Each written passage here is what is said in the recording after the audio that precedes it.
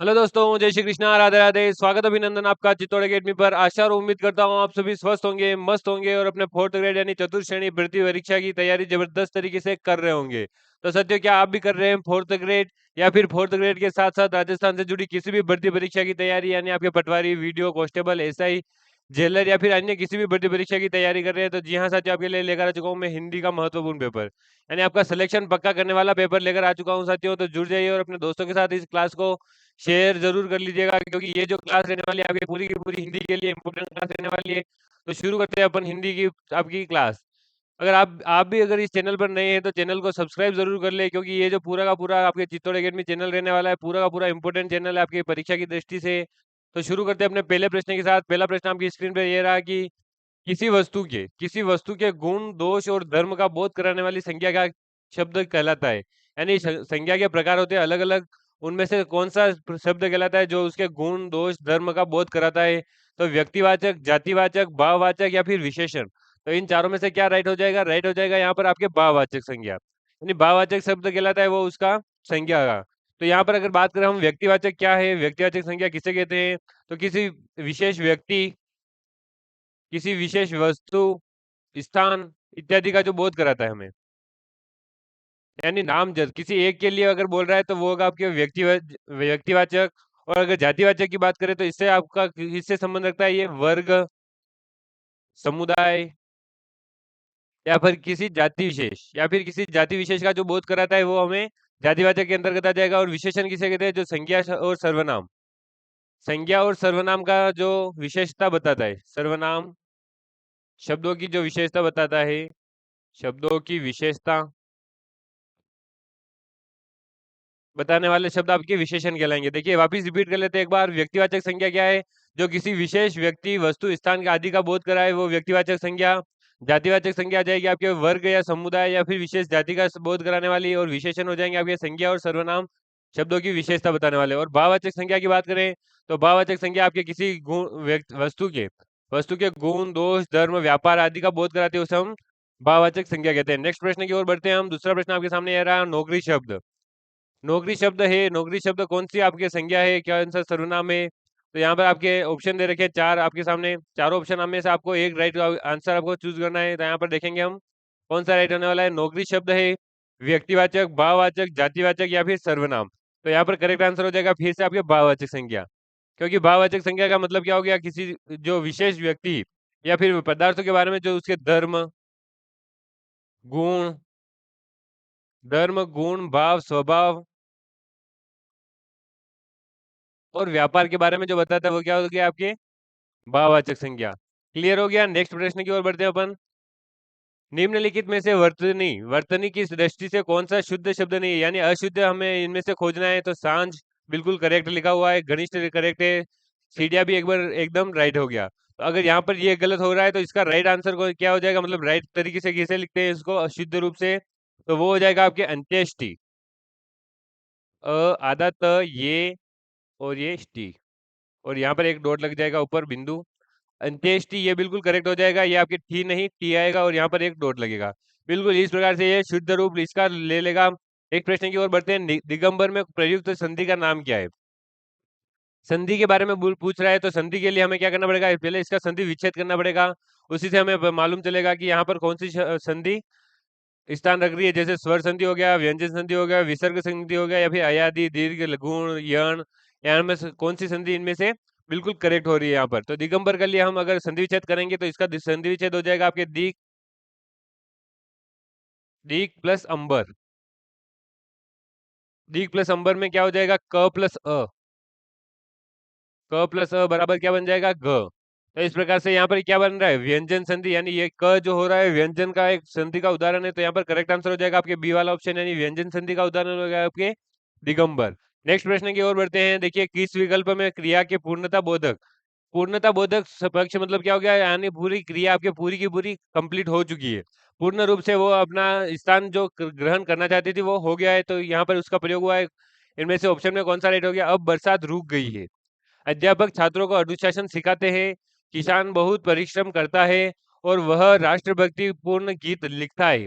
देखिए सिखाते हैं मतलब ये चल रही है, अभी क्रिया लगातार चल रही है, आगे की ओर बढ़ रही है। परिश्रम करता है तो वो परिश्रम करता ही रहता है, आगे आगे और बढ़ता रहता है और गीत लिखता है। तो यहाँ पर ये भी आगे बढ़ेगा, पर यहाँ पर पूर्णता बोधक हमें पक्ष पूछा गया है, तो वो क्या हो गया? अब बरसात रुक गई है। बरसात रुक गई है मतलब पूर्ण हो गई है, ये काम पूर्ण हो गया है, तो पूर्णता बोधक यहाँ पर ये पक्ष, ये कौन सा आपके ऑप्शन दर्शा रहा है? तो वो हो गया आपके अब बरसात रुक गई है। बरसात रुक गई मतलब ये पूर्ण हो गया है। अगर यहाँ पर होता कि अध्यापक छात्रों को अनुशासन सिखा दिया है, मतलब पूर्ण हो गया है, या फिर यहाँ पर परिश्रम करता है और अपनी अच्छी मेहनत से अच्छी फसल प्राप्त करता है, तो वो भी पूर्णतः हो गया। और यहाँ पर अगर ये हो जाता, अगर वह राष्ट्रभक्ति पूर्ण गीत लिख चुका है, तो वो भी आपके पूर्ण हो जाता, पर ये तीनों अभी पूर्ण नहीं है, ये लगातार क्रिया में चल रहे हैं। तो यहाँ पर ये पूर्णता बोधक नहीं होंगे, पूर्णता बोधक हो जाएगा आपके अब बरसात रुक गई है। नेक्स्ट प्रश्न देखिए, इनमें से किस वाक्य में कर्तवाचक का प्रयोग हुआ है? यानी कर्तवाचक कर्मवाचक अलग अलग होते हैं, तो यहाँ पर कर्तवाचक का प्रयोग कहाँ पर हुआ है? तो आपके हो जाएगा छात्रों द्वारा सजावट की गई, मजदूर से दर्द के कारण उठा नहीं गया, आज नागरिकों द्वारा सफाई अभियान चलाया गया, या फिर मोहन पुस्तक पढ़ रहा है। देखिए कर्तव्याच यानी कर्तव्याच में क्या होता है कि का संबंध होता है। कर्ता का संबंध किससे होता है? डायरेक्ट क्रिया से। कर्ता का संबंध डायरेक्ट क्रिया से होता है, और क्रिया के साथ साथ किससे होता है? कर्म से। यानी उसकी जो क्रिया हो रही है, यहाँ पर क्या हो रहा है? जैसे क्रिया इसमें हो रही है सजावट, तो यहाँ पर क्रिया वह नहीं हो रही है, ये डायरेक्ट बताया कि सजावट की गई, उठा नहीं गया, सभा अभियान पर। यहाँ पर जो क्रिया हो रही है पढ़ रहा है, यहाँ पे करेक्ट आंसर हो जाएगा डी, मोहन पुस्तक पढ़ रहा है। यानी मोहन का डायरेक्ट संबंध किससे? पढ़ने से, यानी वो डायरेक्ट उसका संबंध बता रहा है कि वो पढ़ रहा है, तो यहाँ पर इसका डायरेक्ट संबंध हो गया पढ़ने से यानी क्रिया से। तो इसके लिए इसकी परिभाषा क्या हो जाएगी? क्रिया के जिस रूप में कर्ता की प्रधानता रहती है और क्रिया का सीधा और प्रधान संबंध कर्ता से होता है, उसे कर्तव्याच्य कहते हैं। नेक्स्ट प्रश्न की ओर बढ़ते हैं अपन। लेखक शब्द के अंत में कौन सा प्रत्यय लगा हुआ है? लेखक शब्द के अंत में जो प्रत्यय लगा हुआ है वो कौन सा है? क, ईक, आक या अक। यानी ये जो चारों नाम दे रखे, ये प्रत्यय, इनमें से राइट आपने निकालना है लेखक के लिए, तो कौन सा हो जाएगा? अक। अग मतलब इसका पूरा आपका संधि विच्छेद करें अगर हम अलग अलग करें इन दोनों को, तो यहाँ पर लेख तो आपकी हो जाएगी धातु, लेख प्लस अक, तो वो हो गया आपके लेखक। और मूल शब्द यहाँ पर क्या हो गया? ये तो हो गया लेख आपके मूल शब्द, और ये हो गया आपके प्रत्यय। देखिए प्रत्यय और उपसर्ग अपन जोड़ते हैं, तो इसमें क्या करना पड़ता है कि जो दूसरी धातु है, जैसे यहाँ पर हमने अक जोड़ा, तो उससे पहले जो ये लेख लिखा हुआ है, तो इस लेख का भी एक अलग से मतलब निकलता है। तो यहाँ पर अलग से, यानी उपसर्ग और प्रत्यय की जो परिभाषा होती है वो क्या होती है कि उपसर्ग या प्रत्यय से पहले जो धातु है या मूल धातु है उसका अलग से अर्थ निकलना चाहिए, और बाद में उपसर्ग और प्रत्यय जोड़ने से उसकी अलग से वापिस एक सार्थक अर्थ निकलता है, उसे हम उपसर्ग या प्रत्यय कहते हैं। नेक्स्ट प्रश्न की ओर बढ़ते हैं। निम्नलिखित में से कर्मधारय समास किसमें है? यानी कर्मधारय समास का उदाहरण पूछा गया है चक्रपाणी, चतुर्युगम, नलोत्पलम और माता पिता। तो यहाँ पर करेक्ट आंसर हो जाएगा नलोत्पलम, यानी इसका आपके कौन सा समास विग्रह किस प्रकार से होगा? तो नलोत्पलम का हो जाएगा नील उत्पलम, नील उत्पलम, ये इसका संधि विच्छेद हो जाएगा, और आपके सॉरी समास विग्रह हो जाएगा, और इसका नाम क्या हो जाएगा? कर्मधारय समास, कर्मधारय समास। साथ साथ आपको दूसरे ऑप्शन का भी मैं संधि विच्छेद सॉरी समास विग्रह करके बता देता हूँ। चक्र पाणी में हो जाएगा चक्र हो पानी में, चक्र हो पानी में। पानी मतलब क्या हो गया? हाथ। पानी में जिसके, यानी चक्र हो जिसके हाथ में, यानी वो कौन हो गए? यानी तीसरा अर्थ निकल रहा है, तो वो कौन हो गए? विष्णु भगवान। तो विष्णु के लिए बोला गया है, तो कौन सा समास हो जाएगा? यहाँ पर तीसरा अर्थ निकल रहा है, तो बहुव्रीहि समास। बिल्कुल, यहाँ तक आपको चीजें क्लियर हो गई है। नेक्स्ट ऑप्शन देखिए चतुर्युगम। चतुर्युगम का समास विग्रह क्या हो जाएगा? चार युग्म का समूह, चार युग्म का समूह। तो इसमें समास कौन सा हो जाएगा? द्विगु समास। द्विगु समास क्यों हो जाएगा? क्योंकि यहाँ पर संख्यावाचक समास है, ये जो चार आ रहा है ये संख्या को प्रदर्शित कर रहा है, तो यहाँ पर कौन सा समास हो जाएगा? द्विगु समास। और माता पिता में माता और पिता, माता और पिता, तो समास कौन सा हो जाएगा? यहाँ पर द्वंद्व समास। अगर मैंने लिखा है वो आपको समझ में नहीं आ रहा है, तो एक बार वापस मैं रिपीट कर देता हूँ। चक्र पाणी का समास विग्रह हो जाएगा चक्र हो पानी, यानी हाथ में जिसके, तो वहां पर हो गया आपके विष्णु भगवान, तो बहुव्रीहि समास। चतुर्युगम में हो जाएगा चार युग्म का समूह, यानी चार आ गया, तो यहाँ पर हो जाएगा आपके द्विगु समास। नलोत्पलम में नील उत्पलम समास हो जाएगा कर्मधारय समास। माता पिता में माता और पिता, और समास हो जाएगा आपके द्वंद्व समास। नेक्स्ट प्रश्न की ओर बढ़ते हैं। देखिए परीक्षा शब्द निम्नलिखित वर्गों में से किस वर्ग में आता है? यानी वर्ग यानी नीचे जो 4 ऑप्शन दे रखे हैं तत्सम, तद्भव, देशज, विदेशज। यानी इनमें से अगर एक अपने को वर्ग चुनना है परीक्षा शब्द के लिए तो वो कौन-सा हो जाएगा? तो परीक्षा कौन-सा शब्द अपने डायरेक्ट शब्द यानी संस्कृत से या फिर हिंदी से लिया हुआ गया प्रश्न है तो ये हो जाएगा आपके तत्सम शब्द। अगर बात करें हम यहाँ पर परीक्षा का दूसरा तो एग्ज़ाम आ जाता है, ऐसा कुछ आ जाता है तो वो तद्भव यानी दूसरी भाषा में रूपांतरित शब्द हो जाता। नेक्स्ट प्रश्न की बात करें अगर आपके सामने तो ये 10वां प्रश्न है निम्नलिखित में से कौन-सा शब्द संज्ञा है? यानी संज्ञा शब्द कौन-सा है? तो क्रुद्ध, क्रोध, क्रोधी, क्रोधित। तो यहाँ पर आपके राइट आंसर कौन-सा हो जाएगा? 2 यानी ऑप्शन नंबर क्रोध। क्रोध बिल्कुल करेक्ट आंसर हो गया। क्रोध आपके कौन-सा शब्द हो गया? संज्ञा शब्द हो गया। नेक्स्ट प्रश्न हो जाएगा आपके सामने निम्नलिखित क्रियाओं में से कौन सी क्रिया अनुकरणात्मक नहीं है? यानी अनुकरणात्मक मतलब क्या हो गया कि हम इससे किसी का अनुकरण करके ये शब्द बना रहे हैं तो फड़फड़ाना, मिमियाना, जुठलाना या फिर हिनहिनाना। तो यहाँ पर करेक्ट आंसर हो जाएगा जुठलाना। देखिए मैं समझा देता हूँ कैसे। तो फड़फड़ाना किसे कहते हैं हम? जो फड़फड़ करता है। फड़-फड़ करता है उसे हम फड़फड़ाना कहते हैं। मिमियाना मतलब जो मी करता है। यानी हम कोई किसी जानवर के लिए बोलते हैं कि ये मिमिया रहा है तो वो मी कर रहा है तो इसलिए हम मिमियाना बोलते हैं। हिनहिनाना मतलब जैसे कोई घोड़ा हो गया, कोई भी हो गया तो वो क्या करते हैं हिन-हिन करते हैं इसलिए उसे हम कौन-सा शब्द दे देते हैं? हिनहिनाना। तो झुठलाना कोई झूठ-झूठ बोलता है तो उसे हम झुठलाना तो बोल नहीं सकते। तो यहाँ पर ये बिल्कुल करेक्ट नहीं होगा गलत हो जाएगा, बाकी ये तीनों करेक्ट हो जाएँगे। एक और अगर हम ऐसे शब्द को चुने तो वो क्या हो जाएगा जो सर-सर करता है उसे हम क्या कहेंगे? सरसराना। जो टन-टन करेगा उसे हम क्या करेंगे? टनटनाना। बिल्कुल, ये शब्द है आपके इस प्रकार से भिन्न-भिन्न करेगा कोई जैसे कोई मच्छर हो गया वो आपके सामने आकर भिन-भिन करता है, तो वो क्या हो गया भिन-भिनाना। इस प्रकार से जो यानी अपनी अनुक्रिया के शब्द से जो शब्द बना रहा है वो क्या हो जाएगा आपके अनुकरणात्मक, बाकी हो जाएँगे गलत। तो जुटलाना यहाँ पर बिल्कुल करेक्ट नहीं हुआ। नेक्स्ट हो जाएगा आपके सामने इनमें से कौन-सा शब्द तद्भव नहीं है? यानी तद्भव का मतलब क्या हो गया जो दूसरी भाषा का नहीं है, डायरेक्ट संस्कृत से लिया हुआ है। संस्कृत से लिया हुआ है, आपके कौन-सा हो जाएगा तत्सम। डायरेक्ट संस्कृत से या फिर हिंदी से लिया गया तत्सम फिर तत्सम का जो रूपांतरित रूप होगा वो हो जाएगा आपके तद्भव रूप। तो यहाँ पर दे रखा है गेह, देह, धूल और फूल। तो यहाँ पर करेक्ट आंसर हो जाएगा आपके देह, देह कौन-सा शब्द हो गया यहाँ पर? आपके तत्सम शब्द। बाकी ये जो ये तीनों ऑप्शन दे रखे हैं गेह, धूल और फूल, तो ये क्यों तीनों कौन से हो जाएँगे आपके? तद्भव शब्द। तो गेह का मतलब क्या हो गया यहाँ पर अगर हम तत्सम शब्द में बात करें तो वो हो जाएगा ग्रह, धूल का तत्सम शब्द में हो जाएगा आपके धूलि और फूल का तत्सम शब्द हो जाएगा आपके पुष्प।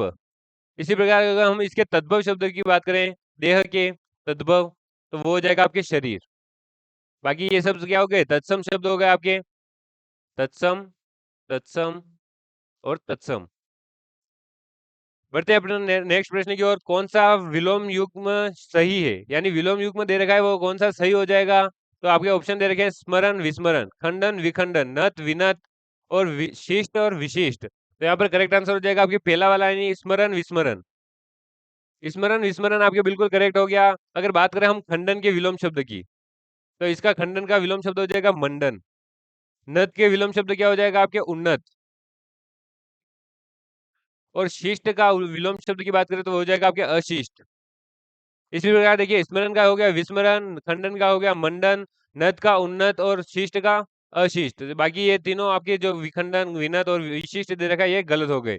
नेक्स्ट प्रश्न की ओर बढ़ते हैं किस शब्द में अव उपसर्ग का प्रयोग हुआ है? अवश्य, अवचन, अवाप्ति और अवध्य। यानी ये जो चारों ऑप्शन दे रखे हैं इनमें से करेक्ट आंसर हो गया आपके दूसरा ऑप्शन सॉरी सी वाला ऑप्शन अवाप्ति। अवाप्ति में क्या हो जाएगा कि आपके जो अव उपसर्ग है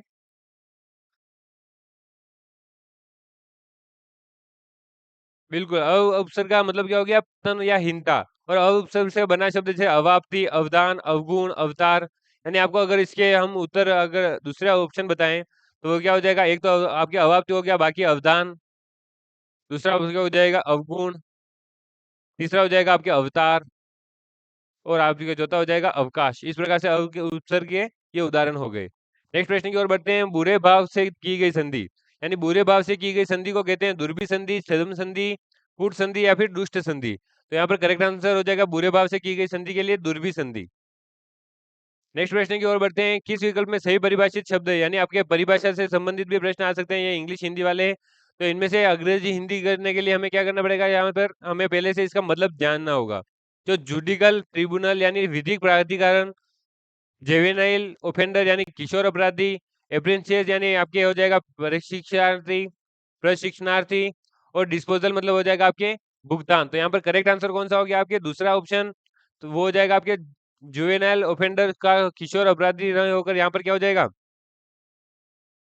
बिल्कुल ये आपके बिल्कुल राइट हो गया। नेक्स्ट आपके जो ये तीनों है इनका मतलब क्या हो गया यहाँ पर, ये तो हो जाएंगे गलत, ये तीनों जो आपके ऑप्शन दे रखे हैं ये हो जाएंगे गलत। इनका मतलब सही हो गया, क्या हो गया, तो ये पहले का हो जाएगा आपके न्यायिक प्राधिकरण, सॉरी न्यायिक न्यायाधिकरण, न्यायिक न्यायाधिकरण।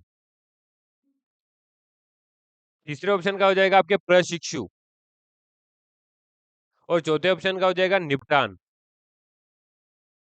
बिल्कुल ये इसके करेक्ट है कि एकदम परिभाषित शब्द हो गए।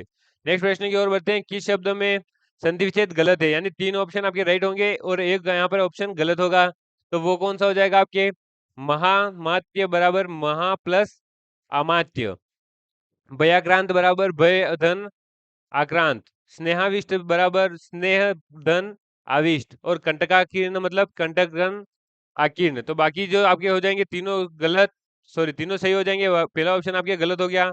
महात्मत्य का हो जाएगा महा प्लस अमात्य नहीं होकर इसका हो जाएगा महा प्लस अमात्य, यानी यहाँ पर आ नहीं आकर आ जाएगा, तो ये बाद में बिल्कुल करेक्ट हो जाएगा। नेक्स्ट प्रश्न की ओर बढ़ते हैं अपन, क्रिया विशेषण वाक्य है, छत के ऊपर मत खेलो, धारा के प्रतिकूल मत तैरो, हेलो क्या हाल है, और तुम पहले उठो। तो यहाँ पर राइट आंसर हो जाएगा आपके चौथा ऑप्शन, यानी तुम पहले उठो। क्रिया विशेषण वाक्य कौन सा हो जाएगा, तुम पहले उठो, यानी वाक्य में जो कालवाचक क्रिया होती है, पहले देखिए पूरा समझ लेते हैं कि वाक्य में कालवाचक क्रिया विशेषण प्रयुक्त हुआ है, और यहाँ पर जो कालवाचक क्रिया विशेषण में जो काल और समय का बोध होता है, और कालवाचक विषय क्रिया विशेषण में जो कब है, तो इस प्रकार से घटित होने वाले उत्तर देते हैं। तो वाक्य में पहले शब्द का जो कालवाचक क्रिया विशेषण का जो द्योतक है वो हो गया, यहाँ पर राइट आंसर हो गया तुम पहले उठो। नेक्स्ट है आपके दत्त तेरी की बना बनाया काम बिगाड़ दिया, वाक्य है किस प्रकार का वाक्य है, क्रिया विशेषण, संबंध बोधक, विस्मयादि बोधक, या फिर समुचय बोधक। तो यहाँ पर जो ये वाक्य दे रखा है दत्त तेरी की बना बनाया काम बिगाड़ दिया, तो यहाँ पर राइट आंसर हो जाएगा विस्मयादि बोधक, क्योंकि ये जो चिन्ह आ रहा है आपको इससे ही समझ लेना है कि ये कौन सा वाक्य हो गया आपके विस्मयादि बोधक वाक्य हो गया। जिन शब्दों में बोलने या लिखने वाले के लिए विस्मय, हर्ष, शोक, लज्जा, ग्लानि, तिरस्कार आदि मनोभाव प्रकट होते हैं उन्हें विस्मयादि बोधक अवयव कहते हैं। वाक्य में तिरस्कार सूचक विस्मयादि बोधक अवयव प्रयुक्त हुआ है, यानी ये जो कौन सा है, तिरस्कार सूचक आपके विस्मयादि बोधक ये वाक्य है, और विस्मयादि बोधक चिन्ह भी है, विस्मयादि बोधक चिन्ह भी है। नेक्स्ट क्वेश्चन हो जाएगा आपके सामने, बादल का पर्यायवाची है, बादल का पर्यायवाची पूछा गया है, निलय, निशीत, नीरज और नीरद, यानी चार ऑप्शन दे रखे हैं, इनमें से राइट हो गया आपके दूसरा वाला यानी निशीत। निश्चित बिल्कुल करेक्ट आंसर हो जाएगा, बादल का पर्यायवाची नीरद। अन्य पर्याय मेघ, घन, जलधर, जलद, पयोद, पयोदर, अम्बुद, धराधर, और इसी प्रकार नीरज कमल का पर्यायवाची है, नीरज है, जो नीरज किसका हो जाएगा आपके, कमल का पर्यायवाची। निश्चित हो जाएगा आपकी रात्रि, यहाँ पर ये बिल्कुल निश्चित नहीं होगा, करेक्ट आंसर हो जाएगा यहाँ पर निरीद, नीरद, नीरद। निश्चित किसका हो जाएगा, रात्रि का, निश्चित रात्रि का। और रात्रि के दूसरे कौन से हो गए, रेन, रेन के साथ रजनी, निशा, यामिनी, तमी, निशी, त्रियामा, विभावरी, शर्वरी और रात, ये इतने हो जाएंगे आपके रात्रि के पर्यायवाची शब्द। और यहाँ पर राइट आंसर हो जाएगा आपके नीरद, नीरद बिल्कुल करेक्ट आंसर हो गया यहाँ पर, ये नहीं होगा, ये बिल्कुल डी वाला ऑप्शन बिल्कुल राइट हो गया नीरद। और इसके साथ साथ कौन से हो जाएंगे, मेघ, गन, जलधर, जलद, पयोद, पयोदर, अम्बुद और धराधर, यानी ये जो हो जाएंगे आपके बादल के पर्यायवाची शब्द हो जाएंगे। इस प्रकार आज की हिंदी की क्लास यहीं पर पूरी होती है, मिलते हैं नेक्स्ट क्लास में, तब तक के लिए जय हिंद जय भारत।